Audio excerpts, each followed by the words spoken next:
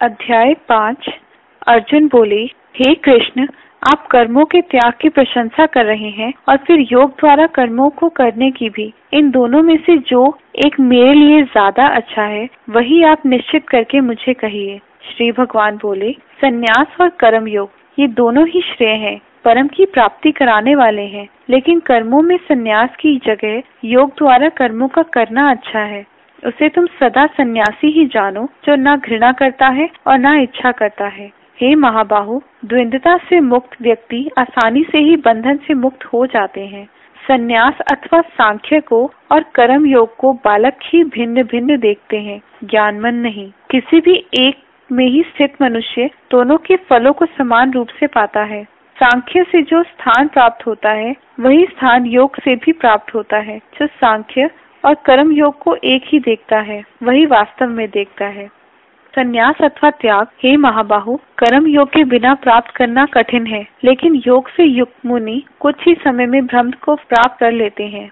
योग से युक्त हुआ शुद्ध आत्मा वाला स्वयं और अपनी इंद्रियों पर जीत पाया हुआ सभी जगह और सभी जीवों में एक ही परमात्मा को देखता हुआ ऐसा मुनि कर्म करते हुए ही लिपटा नहीं है। सार को जानने वाला यही मानता है कि वो कुछ नहीं कर रहा। देखते हुए, सुनते हुए, छूते हुए, सूंघते हुए, खाते हुए, चलते हुए, सोते हुए, सांस लेते हुए, बोलते हुए, छोड़ते हुए, पकड़ते हुए, यहाँ तक कि आंख खोलते और बंद करते हुए, अर्थात कुछ भी करते हुए वो इसी भावना से युक्त रहता है कि वो कुछ नहीं कर पा रहा। वो यही धारण किए रहता है कि इंद्रियां अपने विषयों के साथ वर्त रही हैं। कर्मों को ब्रह्म के हवाले कर संग को त्याग कर जो कार्य करता है वो पाप में नहीं लिपटा। जैसे कमल का पत्ता पानी में भी गीला नहीं होता। योगी आत्मशुद्धि के लिए केवल शरीर, मन, बुद्धि और इंद्रियों से कर्म करते हैं, संग को त्याग कर।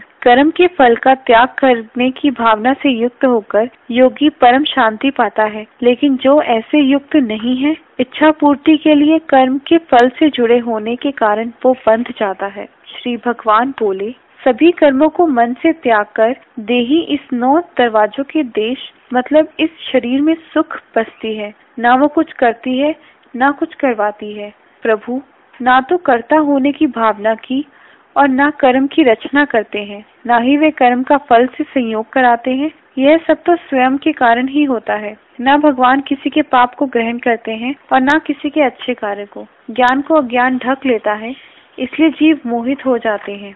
जिनके आत्म में स्थित अज्ञान को ज्ञान से नष्ट कर दिया है, वह ज्ञान सूर्य की तरह सब प्रकाशित कर देता है। ज्ञान द्वारा उनके सभी पाप धुले हुए उसी ज्ञान में बुद्धि लगाए, उसी में आत्मा को लगाए, उसी में श्रद्धा रखते हुए और उसी में डूबे हुए वे ऐसा स्थान प्राप्त करते हैं जिससे फिर लौटकर नहीं आते। ज्ञानमय व्यक्ति एक विद्या विनय संपन्न ब्राह्मण को, गाय को, हाथी को, कुत्ते को और एक नीच व्यक्ति को, इन सभी को समान दृष्टि से देखते हैं। जिनका मन समता में स्थित है वे यही इस जन्म मृत्यु को जीत लेते हैं, क्योंकि ब्रह्म निर्दोष है और समता पूर्ण है, इसलिए वे ब्रह्म में ही स्थित है। न प्रिय लगने वाला प्राप्त कर वे प्रसन्न होते हैं और न अप्रिय लगने वाला प्राप्त करने पर व्यथित होते हैं। स्थिर बुद्धि वाले, मूर्खता से परे, ब्रह्म को जानने वाले, ऐसे लोग ब्रह्म में ही स्थित हैं। बाहरी स्पर्शों से ना जुड़ी आत्मा अपने आप में ही सुख पाती है। ऐसे ब्रह्म योग में से युक्त आत्मा कभी न कभी अंत होने वाले निरंतर सुख का आनंद लेती है।